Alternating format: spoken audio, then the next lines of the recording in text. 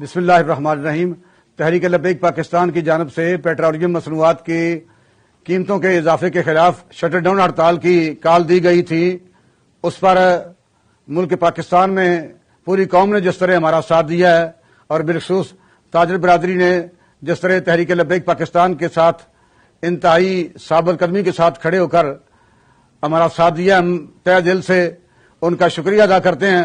اللہ تعالیٰ سب کو سلامت رکھے اور ہمیں اس مہنگائی کے طوفان کے خلاف مل کے آواز بلند کرنے کی اور پوری قوم کو ریلیز دلانے کی توفیق عطا فرمائے۔ بسم اللہ الرحمن الرحیم۔ آج پوری قوم نے جس طرح تحریک لبیک پاکستان کی مکمل شٹر ڈاؤن ہڑتال کی مکمل حمایت کی ہے، اس پر میں پوری قوم کا شکر گزار ہوں،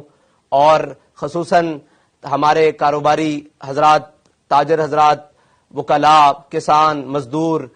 ٹھیلے بان، ریڑی بان، پلے دار، جس طرح بھی جس نے بھی کیا، ان سب کے لیے میں دل کی اتھاہ گہرائیوں سے شکر گزار ہوں۔ انشاءاللہ 3 مارچ بعد نماز جمعہ ملک بھر کے تمام ضلعی پریس کلبز کے باہر احتجاجی مظاہرے ہوں گے، اور پوری قوم سے اس میں شرکت کی اپیل ہے